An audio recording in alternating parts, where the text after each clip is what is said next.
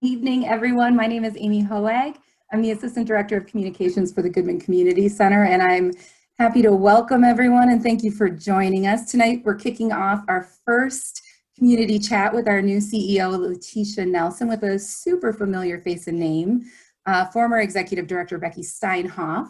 Before I hand the evening off to Letesha and Becky, I want to encourage anyone on the Zoom webinar or watching on Facebook to participate in the conversation through the chat box or the comments. I'll share comments and questions with Letesha and Becky either as they come up or at the end of the evening.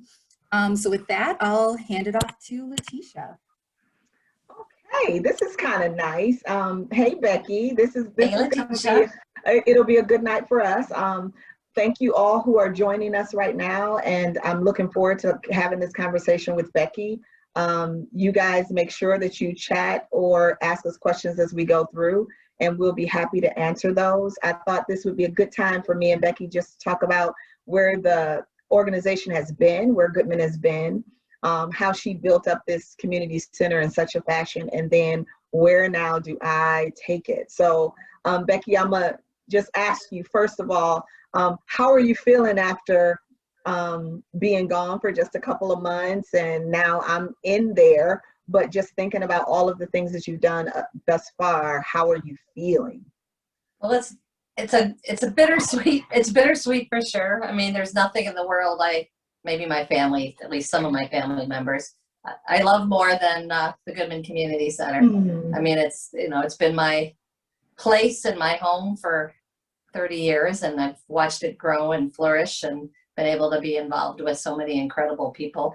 And so that part is super sad, the community, not being as connected to the community and people and the staff. But, I'm enjoying a slower pace and and adjusting to sort of, somebody told me last night that you're looking at chapter 3 of your life. You have your early, your middle, and now I'm in chapter 3. So. Yeah. So talk to me specifically about how Goodman has shaped you as a woman in the industry around being in leadership, because I know that a lot of times where you see more men that are in leadership, and to have a place that you've grown from a baby into this massive endeavor, I just, and I'm not trying to sound like a reporter, I actually really want to know how you feel about being in that leadership role as a woman and then building this from the ground up. What does that feel like in comparison to what you see out there in the world of nonprofit? Yeah, well, in nonprofit leadership, women have more of a prominent place, so than in some other work industries in our country. But even in there, you still feel some of what women are plagued with, and you have to be stronger, more vocal. You can't back down because sometimes you don't feel like people are listening to you or taking your suggestions or ideas the same way they might other people, the men in the room. But so I think early on I really developed a sense of tenacity, and I think people who have worked with me saw me as a fierce advocate for the center, the staff, the community. And some of that was starting out just wanting to assert yourself in your role. And especially when I started, I was only in my early 20s. And so, you sort of develop this sense of I've got to stand in there because people don't always take me seriously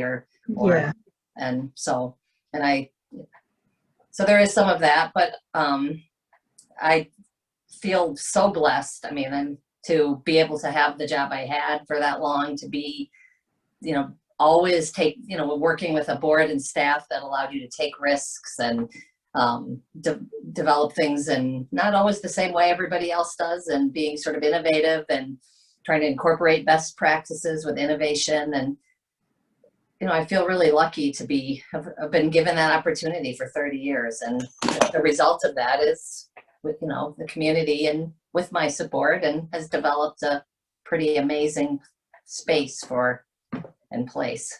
One of the questions that I've been thinking about a lot is, what would have been, if you could have talked to your former 20-year-old self, if you could talk to that person right now, what are some of the 3 things, what are 3 things that you would give yourself for advice?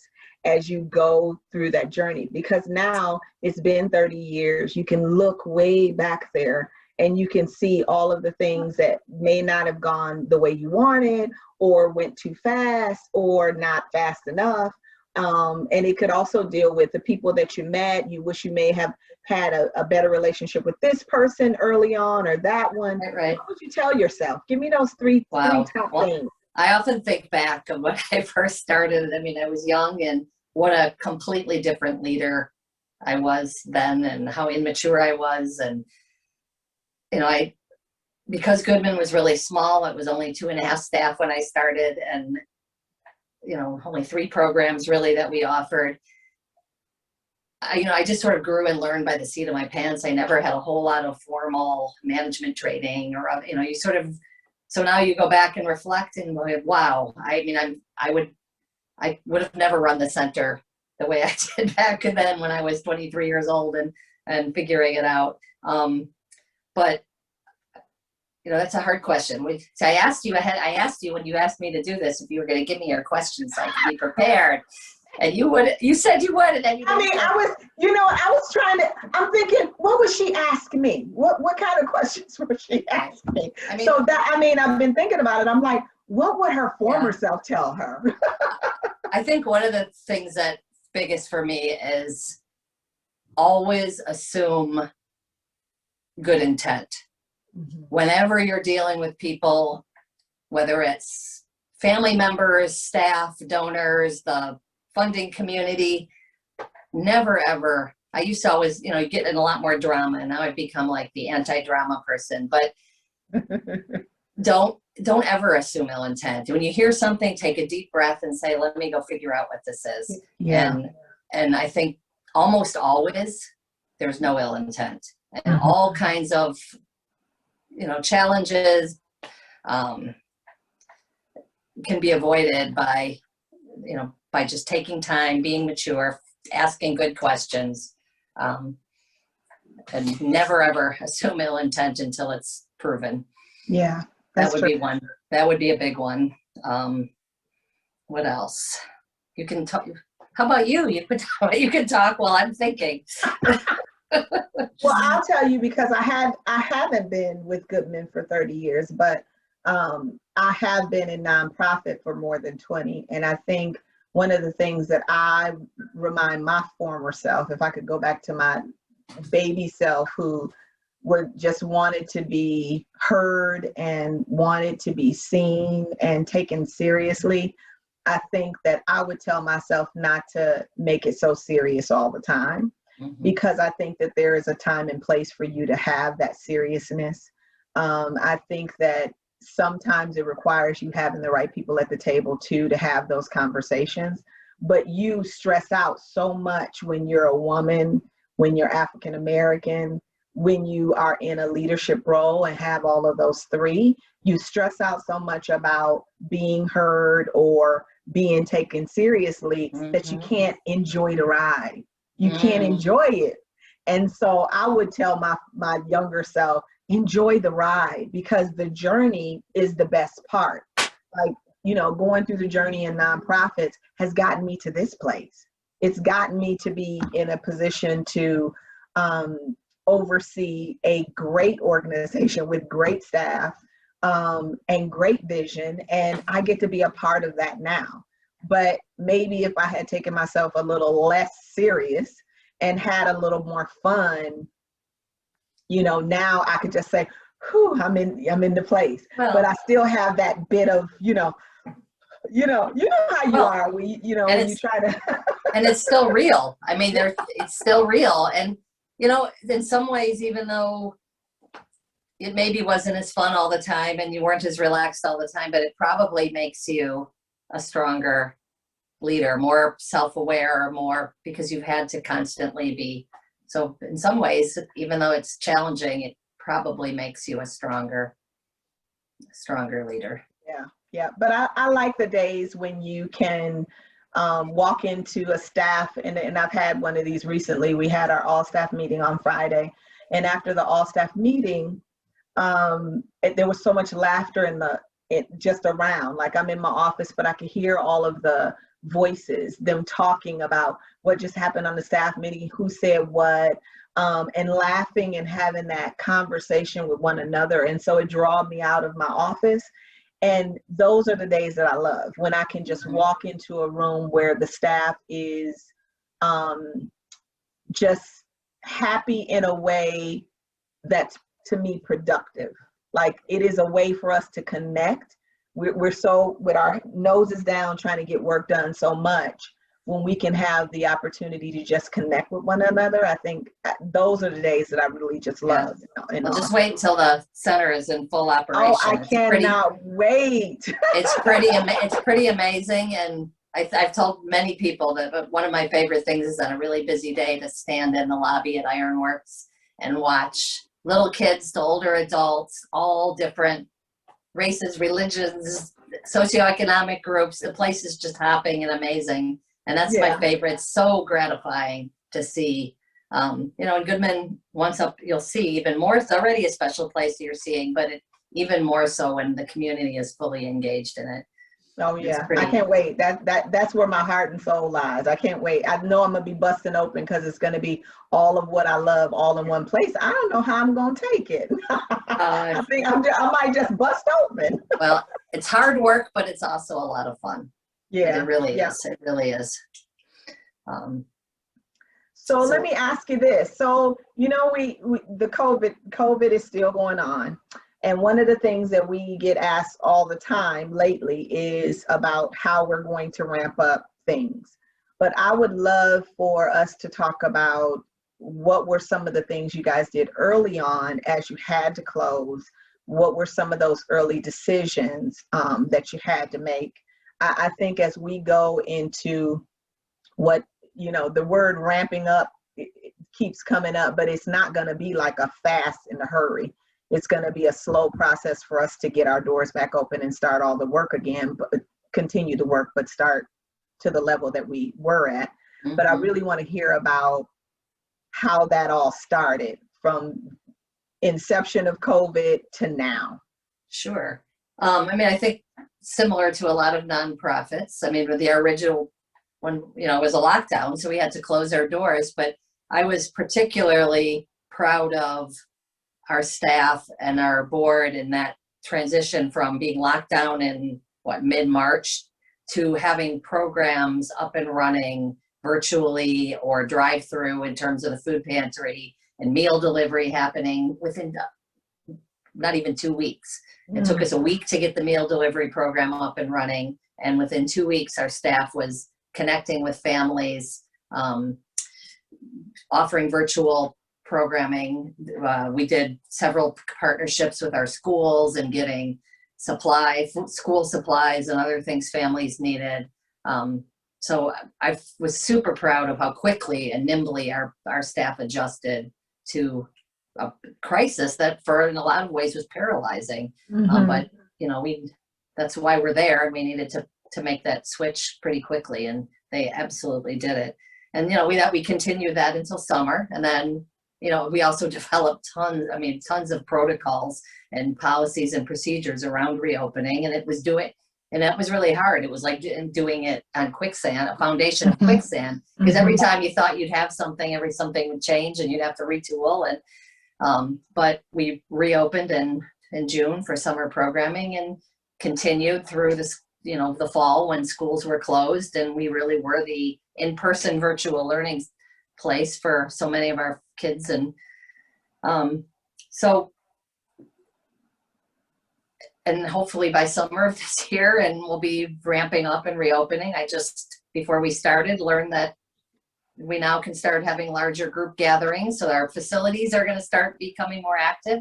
It's all super exciting. I hope, we kept people pretty safe. We had little incidents here and there, but we had no spreading, no outbreaks, no, when something happened, when a kid or somebody our staff tested positive, we did all the right things. And, our staff was amazing through all of that. Yeah. And what I'm seeing now is as they start having those conversations about what does it look like when people get vaccinated, and we do start open up the doors a little bit more. Now we're not in a hurry. We want to take our time with that and be very cautious about that. But I think as they start having those conversations, their mind is going back to when COVID started and all of the preparation that you guys didn't have preparation for. There was just like a fly by night. Okay, today we have to do this, and tomorrow something else may come out and we have to change and do this. They're being very proactive, which I think is so awesome, and that they are really thinking about what previously happened so that they can really make really good choices as they go into a proactive mode, not a reactive mode, like so many of us had to do in the midst of it. I will say that just hearing about the numbers, that I think that it's really important if people can get vaccinated to really get the information so that they have and make an informed decision about the vaccination. Of course, I'm not able to get a vaccination right now, but I do kind of recommend, just get the information. Hear all of it out. Understand. You can't get a vaccination. You can't get a vaccination now because you're just such a young thing. I'm a spring chicken. I haven't gotten mine either. Not yet. And you're not old enough yet. No, me either. But no, I do hope. I hope as data and time shows that the vaccine is safe and that people get more and more comfortable getting it, because I do think it's going to be what gets us completely out of this, COVID thing. And I understand the concerns around taking vaccinations when they're brand new. They're not as tested as you hope. Yeah. But and people have questions. I think, I've been talking to the leadership team, just saying how we could, because Goodman is such a staple in the community and people come to us for different things, if we can just get information out about the vaccines and somehow create a partnership with somebody who can either come and educate the folks in the community about it, especially our seniors about it, and those who have underlying health issues. But sometimes that's hard, because sending home like a piece of paper with all of that FAQs on it, it goes as far as the garbage can in some cases, because you have so much other stuff, right? But if we can maybe have some kind of forum like this where people can get on, hear from the healthcare professionals who are actually working with the vaccine every day, so that they can ask their questions. Because I think it's more about, I need to talk to somebody who's working with it or understands it. That's a great idea. Yeah. Maybe the public health department could train volunteers or even pay people to go door to door with the facts and explain and answer people's questions. That's a great idea. True. That's exactly what they need. Because I think I'm always eased. It doesn't make me say yes to something right away, but my fears are a little bit eased when I can actually talk to somebody who actually has handled or understands or works with getting it secondhand from me. I'm just Letesha. I don't work with the vaccine. I haven't created it, and I don't have a medical degree. But when I talk to somebody who is an expert in the field, it just makes you feel a little better. So I've been thinking about how we can do that. That's a small. I think the more leaders in communities and public figures stand up and promote, the vaccine, hopefully the more people will begin to feel comfortable. And you as a new leader in the Goodman community, I think, even though you're not a health expert, I think as long as you're armed with the facts and you're educated on what's real and not, people will hopefully listen and take and hear what you have to say about it. It's one way for us to start, because I also don't dismiss the way that some feel about the vaccine and what it means either. Absolutely. I don't dismiss that at all. And I think that those apprehensions are very valid too. They're real. And we have to pay attention to those as well, and really understand people from where they are and be okay with that. Right. But still, if we can educate, let's educate. Let's understand and educate around the vaccine as much as possible so that we can beat the virus the best way we can. The other thing is us continuing to do all the precautions that we've been doing. We can't stop those things either, so. Right. I wish I could take my mask off because it's hot. Yeah, no, that's one thing I feel lucky. I work by myself and I don't have to wear a mask as much. So with Letesha, let me ask you, after being at the center just a month, 1 month, sort of what do you think about as the challenges in front of you, the opportunities in front of you? So, you know, there's a book called What Do You Do with the Problem? So Goodman is not a problem, but if you think about it bigger than that, it's one of the things in the book, it says that you have to look at the beauty in a problem. The problem for me, which is really not a problem, is that I'm learning. And I have a learning curve around the Madison community and also Goodman.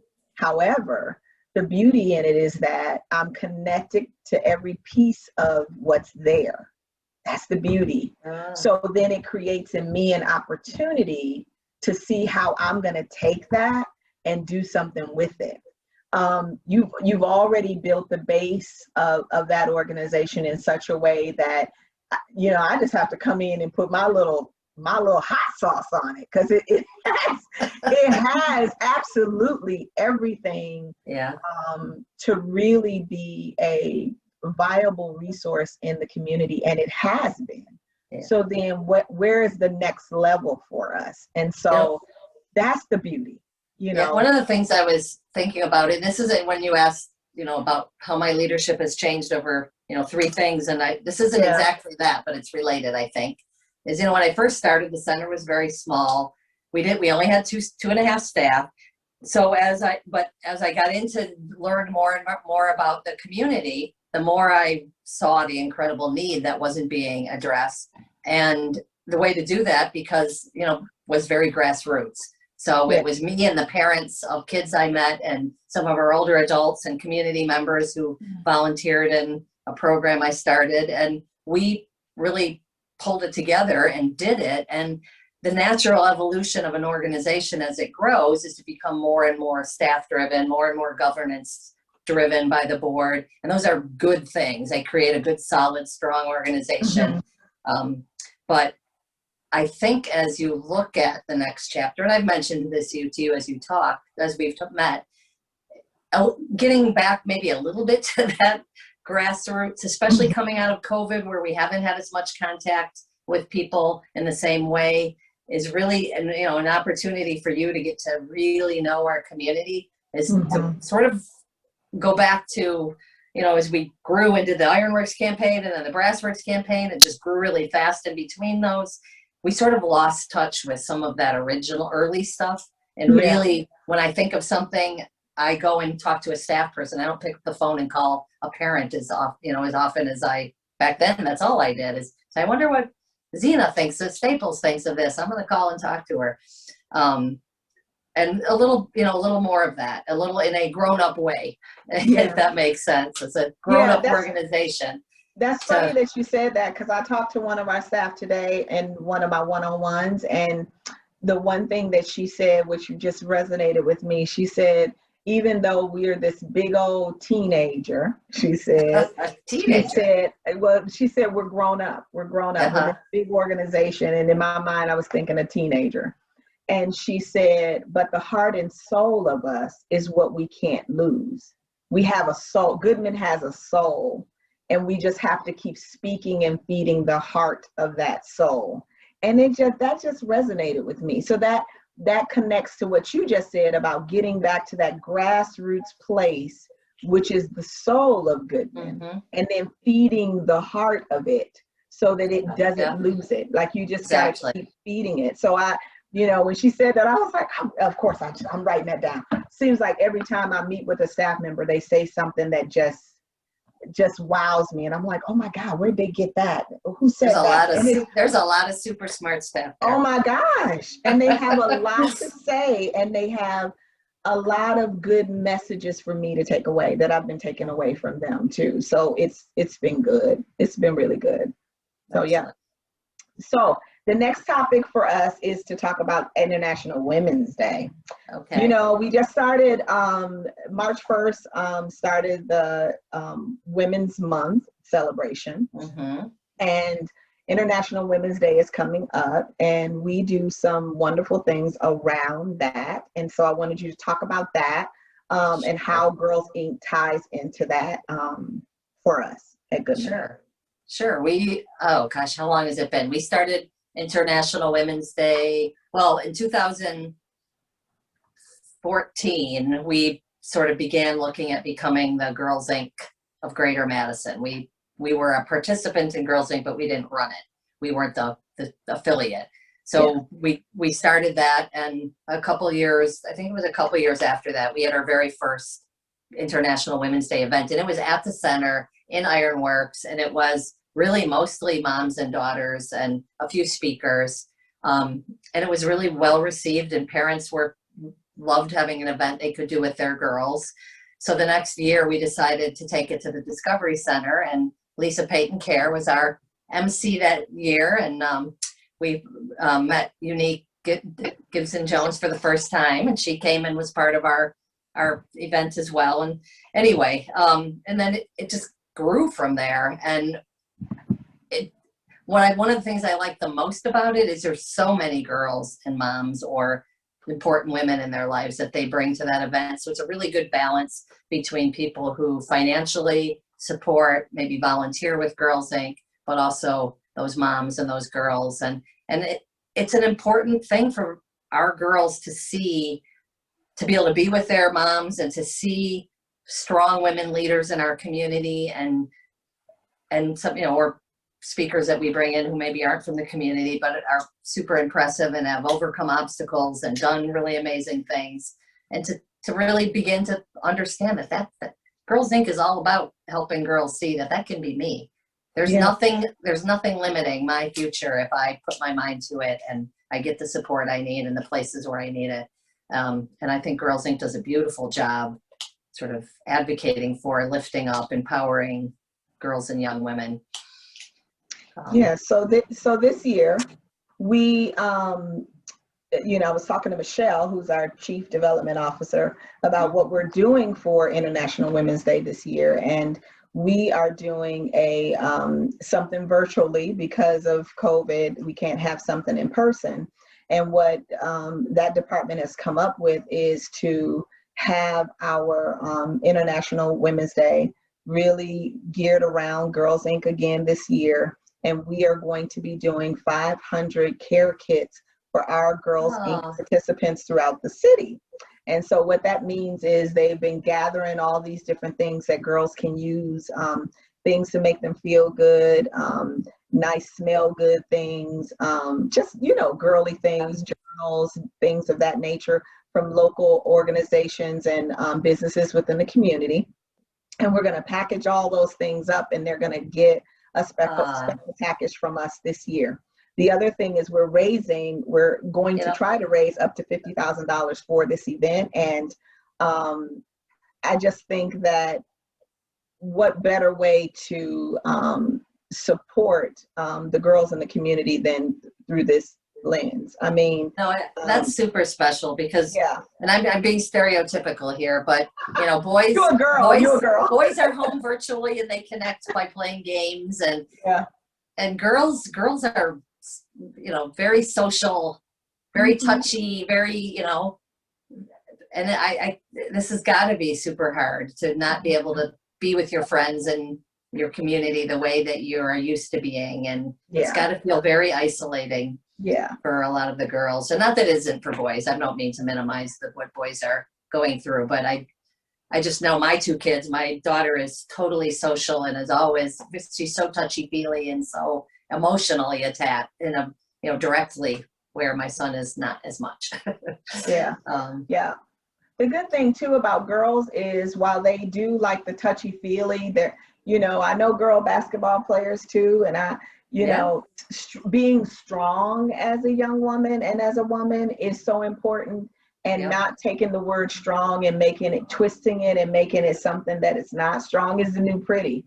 That's right. Strong, smart, and bold. It is. And so we have to be able to stand up and walk in that and feel good about that every day. And I think the programs that Goodman provides through Girls Inc. is one way to do that in the community. And the staff that work in that program are amazing. I agree. Are amazing. I and agree. They love those girls. And I can't wait till it gets open back up so I can start meeting some of them and spending some time with them, because with my years in Girl Scouts, I know what it means to build a girl up and make her strong and empower her to see the beauty that's within her. I think it's the most important thing that we do today. Absolutely. I think it's important. So so people can buy what I think I was hearing before we got on the call, it's $50 to buy one of these kits for a girl. So people can go on our website, or I should say our website, your website. Yes, it's ours. Your website. GoodmanCenter.org/girl. I'll tell you what, I'm gonna as soon as we're done with this, I'm gonna buy 10 kits. They're gonna love. We're gonna put a little note in there and say, Becky, I was thinking about you. But I hope people listening join me and buy whatever it is that you can support. Oh yeah, that is awesome. It can be half a kit. Doesn't matter. Whatever you can support. So each kit is, if you donated $50, then it would take care of one girl's entire kit. That actually is going to be, I think that they're going to be ecstatic about it being mailed to them. Sent to them in the mail with their name on it. They're going to love that. They're going to be like, what is, they're not expecting it. They don't even know it's coming. So I think that they're going to be really surprised at that. And a way for you to donate to, and Becky, I know you know this, is GoodmanCenter.org/girl. And hit the donate button, and that'll help us out a lot. But like I said, we're trying to raise $50,000 so we can serve these 500 girls in a way that lifts them up and makes them feel empowered. So that's Did I hear that there's a match for that? So said some of if you make a $50, you may be actually buying 2 kits. Is that true? Let me see. Amy, can you come on and explain that a little bit more? I thought I heard that, and I'm sorry if I made that up, but I thought I heard that. You did not. No. It's actually going to kick off on Monday. Actual International Women's Day. There will be a match on Monday. And then a few others sprinkled throughout the month. So keep an eye out on our Facebook page. You can find the Goodman Center on Facebook, Instagram, Twitter, or you can sign up for our emails at goodmancenter.org. There's a little subscribe to our newsletter button at the bottom of the page. So that's the plug for all of those parts. So if you make the gift tonight, so I should wait till Monday so that my gift can be matched. Yes. All right, I'll wait till Monday. But or you could, though, Becky, you could do some gifts now, and then you still could come back on Monday. Michelle is training you well. You could do it a little bit tonight and then sprinkle us a little bit on Monday. Michelle is training you well. No, it's Girls Inc. is an amazing organization. The more you get to know it, baby, I know you're gonna love it. I mean, I know you're familiar with it, but yeah, it's a pretty amazing organization. Yeah, I'm looking forward to it. What questions do you have for me, Becky?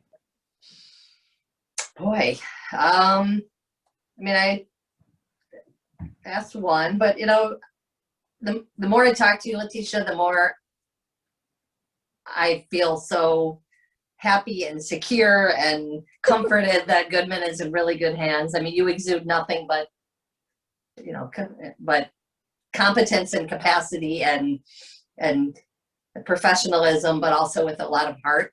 It feels like you're a perfect cultural fit to, sort of the Goodman way, but also a no nonsense. This is, I've already assessed and have sheets of this is what I see that needs to be done, and it's all real stuff. So I'm just super proud of the work the board did to get you hired, and that you're there in that place. And I appreciate that. Me and my sisters joke about this all the time. We say we were raised right. We had some awesome parents who all of the grassroots stuff that is embedded in me. It's in my blood. I understand it very well, and I live it every day. And it's now good for me to be back in a place where I can actually walk it every day. Yeah. So I appreciate the opportunity to just be here and be able to do that. Amy said that we have one question in the chat box. Amy, should I just bring it up or will you bring it up? No, I can Okay. read it. This question is from Dennis, and he's wondering, what does Goodman look like 3 years from now? I guess that's for me. You know, I've been thinking about that a lot. I've been thinking about how, when, and what I need to take us to the next level. I know that there are things that are going on in the background that nobody sees. And once we get those systems, processes, and people in place to be able to do all of the things that are scheduled to be done in our strategic plan, I think we'll be ready to go. But in 3 years, I can see us working a lot with adult learning. That is in my heart. And I know that there is space for that at Goodman. It's just it just feels right. I feel like in 3 years, we will have a viable parent engagement strategy that we can use in any and everything. I think that as we work through diversity, equity, and inclusion, and what that means on the inside of our building, I think that that will spill out to the outside, because our staff is very committed to having a place where everybody is welcome, that we have resources for as many people and populations of people that we can at any given time. And so I think in 3 years, you'll see something very different with Goodman around those things, starting with the inclusion, because without that, we can't have the diversity or equity.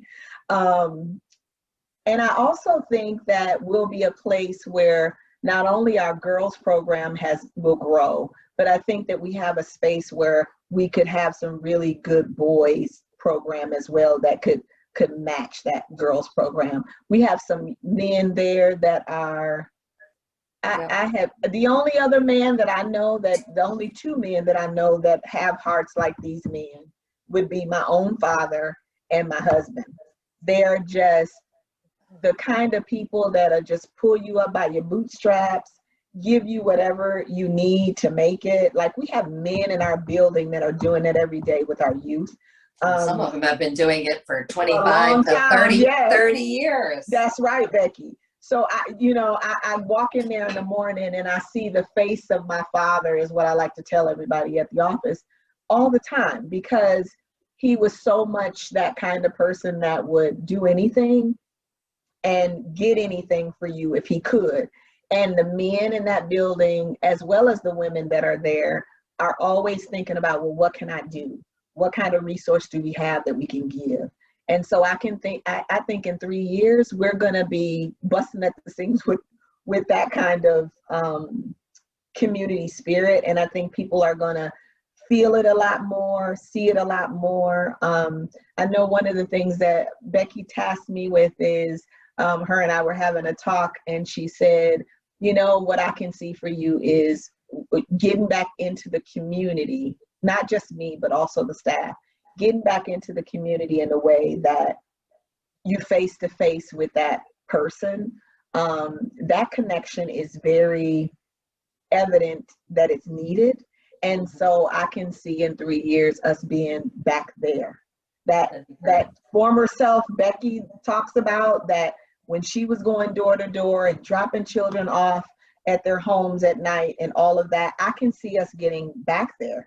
It is very much needed in all of our communities. And I think we have a good venue to go back there and not miss a beat. Yeah. And so that's what I see for us in 3 years. Yeah. Thank you for the question. That's excellent. And I think you have a little space to do that. I mean, one thing that's happened, Goodman has grown, but with the addition of sort of the COO role, it gives you a little more space to do some of those and develop some of those things that I frankly just couldn't do anymore. So that's really great. Yeah. Yep. What other questions we have in the chat box? Amy, you're on mute. Or she's gone. We can't hear you. So before Amy gets back on, because we're at the end of our session, I want to first of all thank you, Becky, for being on with me. This has been really good, it just solidifies all of the hard work that you've been doing, and I'm grateful to be a part of it. I look forward to the work that we're going to do together as we go forward too. That partnership is very key for me and important, and I want to make sure that we continue to work side by side to grow Goodman the way that it needs to be grown. The other thing that I would love to say while I'm on here is I know that people are listening, but you all do not even know how many people give to Goodman. People give from their heart every day to Goodman to make sure that we can continue to stand in the gap for others in our community. And so I am excited to just work alongside you. And I just want to applaud you, all of the people who give us gifts, all the people who give their time, all the people who had been doing it and continue to do it. We want to thank you for that. We couldn't do the work without you. We couldn't be those people who stand in the gap without you. And so as we go into these next couple of months to a year working, I hope that I see more of you coming out to events as we open up. I hope I get a chance to actually see you face to face and not just by virtual meetings, even though those are nice too. I can't wait for the time when you can come into our building and see all the busyness of the building as well. And so I thank you. I also thank the staff that we have. They're one of the hardest working staff I know. And they will not leave any rock unturned to get resources for the people we serve every day. And then I also want to thank the people who come in our doors every day, because you could choose any community center, but you choose us. You come in our door every day. You look for us to be there for you every day. And I thank you for that, because you don't have to do it. You can go anywhere, but you come to us and we feel like your family, and we're going to continue to treat you that way. And then lastly, I want to thank you, Becky, for just creating what is Goodman and making sure that the light is always on for people. That's a big deal. Everybody doesn't do that. And having the light on allows people to see the light and then say, "Ooh, I can go there if I need help." You know what I mean? So I applaud you, and I thank you for. I do know what you mean, and I do know what you mean, and I'm so very, very thrilled that you get it. Because I mean, I knew that as they look for a new executive director, that there were people who have way more technical skills than I do. But what I worried about was the culture, the heart, the meeting people where they are, allowing people to make mistakes and come back and make them again and come back. I mean, and you get all that. And that's so important. Yeah. Yeah. And I just, in case people didn't see, Michelle texted me and she put in the chat box that they're just launching the match Monday, but matches tonight. If you make gifts tonight, they can count as the match. So don't wait until Monday, because then you might forget. If you do want to buy a kit, you can do it tonight and it will be matched. Yes. Becky, that means you too. I'm going to as soon as I get off the computer. All right. Okay, Amy. Can you hear me now? Are you back there, Amy? Yes. Okay. Microphone. Well, I just want to thank everyone for tuning in. This video we've been recording, so we will make this available in case you showed up late or weren't able to catch the whole thing. It will automatically load on our Facebook page. So if you have Facebook, you can check there later tonight and watch the whole thing, or scroll through to the part you missed. And then we'll also upload it to our YouTube page. So thank you all for coming. Becky, thank you for everything you've done for Goodman. And for the my pleasure. Minutes. And Letesha, there will be another community chat in April. We are still determining the topic and the schedule, but keep an eye out on our social media pages, email channel, website. We'll be announcing it there when we've finalized everything. So thanks everybody. Have a great night. Thank you. See you Good night. later. See you next time. Thanks, Becky. Good night.